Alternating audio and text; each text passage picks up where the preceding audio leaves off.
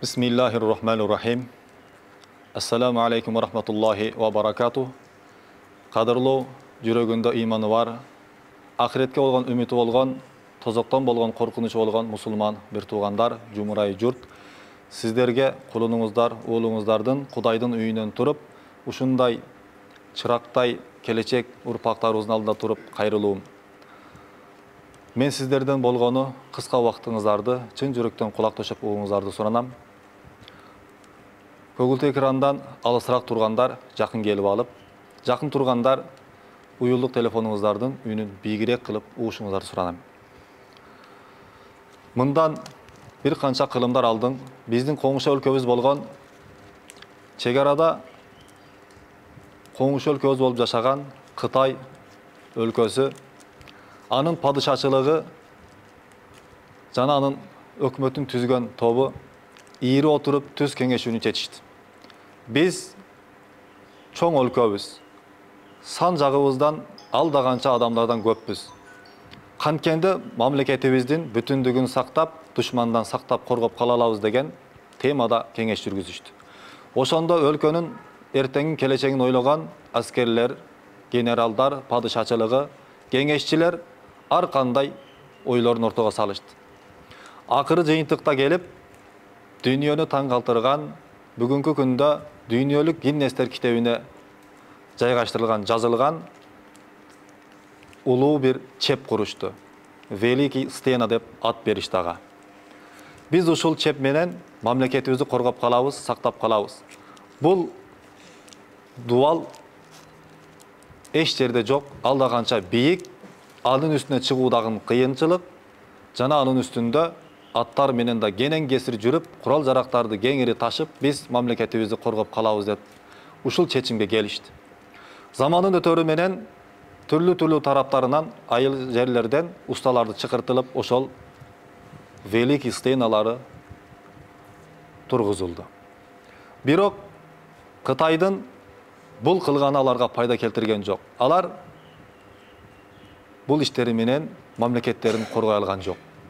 Ошол чепти кургандан кийин Кытай бир канча жолу чоң жеңилгенге дуушар болуп калышты. Бирок мурдагыга салыштырмалуу тез жана бат жеңилип турушту. Муну окумуштуулар эмне себептен деп аны изилдешти. Ага илимпоздор ушинтип диагноз коюшту, жыйынтык чыгарышты. Кытай таштан болгон чеп куруп турбуз, бирок биз мекенге чеп боло турган жарандардан аскер куруп аптырбыз деди. Биз жеңилишибизге бул дуалдын кереги дагы, же жеңишибизге бул дуалдан кереги жок болуп калды. Көрсө ал Кытайдын жеңилишинин себеби душман келип сакчыларга акча сунуштап, дүйнө сунуштап, же мансаптуу жогорку орундарды сунушташып, эгер дарбазаны ачып берсең, оңой гана жеңилип багынып берсең, мынандай жогорку чоң орундар, мансаптарды беребиз деп сунушташып, жана бир канча акчага баалап, дарбазаны ачтырган экен. Мына ошентип дүйнөгө кызыккан аскерлер өз мамлекеттерин акча үчүн арзыбаган, күйгөндө күл боло турган акчага сатышты. Аларга так айтканда дуалдары пайда берген жок. Урматтуу мусулман бир туугандар, мен бул жаш жигиттердин катарында туруп сиздерге бул көгүлтүр экрандан кайрылып турган себеби мына ушул тууган. Биздин Кудай буйруса, мекенибизге чеп боло турган мына ушундай ууларды тарбия кылайлы. Дүйнө сүйөр эмес, мекен сүйөр, ата-энени сүйөр, Аллахты сүйөр, пайгамбарды сүйө турган урпактарды, улан кыздарды тарбия кылайлы. Урматтуу мусулман бир туугандар, сиздерге дагы бир келтире турган экинчи мисалым. Бир энеке күндөрдүн биринде коргонунда өрүк кагын жайып олтурса, көкөлөп асманда бийик учуп жүргөн бүркүт энекенин астына келип кулап түштү. Энеке ал бүркүттү колуна алды дагы, "Эй байкуш, тырмактарың мынча өсүп кетиптир. Тырмактарыңды бир аз кыркып, чырайлуу кылып коеюн" деди дагы, бүркүттүн ишенген тырмагын кыркып салды. Ал кайра карап тыбырчылаганда, "Эй байкуш" десе, "Тумшугуң дагы эт жей албай калган турбайбы" деп тумшугундан кыркып салды. Кайра тыбырчылаганда, "Сенин канаттарың, жүндөрүң өсүп кетиптир" деп анын kanаттарын kırkıp saldı. Kayra tırısılgan бүрküttü karap, eneke bu adamga ele жақшылық kılsaң жақпайды dese көрse, бұл kanattularga, silerge da жақпайды turbayбы деп, бүркүттү налыган бойдан асманга учуруп жиберди.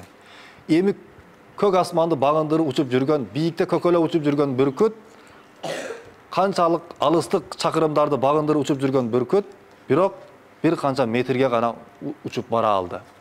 Канаттын кыскалыгынан уча албай, конууга тырмагы менен кона албай, жегенге тумшугу жок бүркүт жерге кулады да, ошондо жанынан өтүп бара жаткан чымчыктар бүркүткө карап айткан кайрылган сөзү: "Эй бүркүт, кече эле көк асманда көкөлө учуп жүрдүң эле го.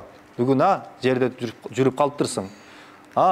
Бүркүт, сен кече эле олжолоруңду тырмактарың менен кармап аңчылык кылат элең. Мына кумурсканы дагы жей албай калган турбайсыңбы?" деп шылдыңдап анын жанынан чабалекейлер, чымчыктар уча баштады. Урматтуу мусулман бир тууганым, бул энекенин окуясын билесиз, мен эмне үчүн сиздерге кайрылдым? Себеби мен ушундай бийиктикке көкөлөп уча турган бүркүттөрдүн арасында туруп кайрылып атам. Ушундай элибизге, жерибизге керегине жарай турган кулундарыбыздын арасынан карап кайрылып жатам. Урматтуу ата-эне, сиздин балаңыз бул бүркүт. Аны тумшугун кыркып, же канатын кыркып, bir вид, bir чырай берип коеюн деп тырмактарын кыркып олтуруп, бүркүттү чымчыкка алы жетпей турган деңгээлге түшүрүп салган энедей болбойлу. Бул уулуңуздарга Кудайды таанытыңыз, Кудайым баарын таанытат. Сиз уулуңузга Куран таанытыңыз, Куран уулуңузга баарын үйрөтөт. Урматтуу ата-энелер, бүркүттөй балаңызды төмөнгө түшүрүп албаңыз. Бул бүркүттөй болгон уулдарыңыз бүркүт болду демек, жаны чыкканга чейин куштардын, канаттуулардын падышасы болгон шумкардай болуп өмүрү өтсүн иншалла. Ва жазакумуллаху хайр. Урматтуу мусулман бир туугандар, баарыңыздарды Алла таалам жакшы сыйлык менен сыйлаган болсун. Бүгүнкү биздин мына ушундай иш-чарабызга салымын кошуп турган мусулман бир тууганыбыздан, анын үй бүлөсүнөн Алла таалам ыраазы болсун. Жана маркум аталары Абдусалам абабыздан Аллахым ыраазы болсун. Кыяматта жүзүнү жарык кылып, мыйзан таразасында соопторун оор кылган болсун, кабырын көз жеткизген кылып, кабырдагы берилүүчү суроолорго так жооп берүүнү насип эткен болсун. Кыяматта иншалла чынчылдар жана ажы умра кылуучулар менен бирге тирилүүнү Аллахым өзү насип эткен болсун. Жана бүгүнкү бул иш-чарага алтындай убактысын бөлүп келип, ушундай улуу баштарыны кичүү кылып, уулдары менен кыздары менен тең болгон кичинекей балдарга кызмат кылып турган, бардык бизге кызмат кылып турган мусулман бир тууганыбыздардан, баарыңыздардан Аллахым өзү ыраазы болгон болсун. Жана Медер устазыбызда дагы Алла таалам ыраазы болсун. Дайым устазыбыз жамандыктын жапкычы болсун, жакшылыктын ачкычы, жакшы кушкабардын жарчысы болуп жүрө берсин. Кыяматта пайгамбарым үммөт арасынан издеп, менин сүйкүмдүү үммөтүм Медер кана деп издей турган үммөттөн болушун Аллахым насип эткен болсун. Жана ушул устазыбыздын жакшы насааттарын алтынга алмаштыргыс, күмүштөн салмактуу, ардактуу сөздөрүнү дайыма адамдарга көгүлтүр экрандан жеткирип келе жаткан, анын сөздөрүн элге оңойчулук менен өнүккөн заманада жеткизип келе жаткан соц тармактар аркылуу ал мусулман бир тууганыбыздан дагы Алла таалам ыраазы болгон болсун. Ассаламу алейкум ва рахматуллахи ва баракатуh.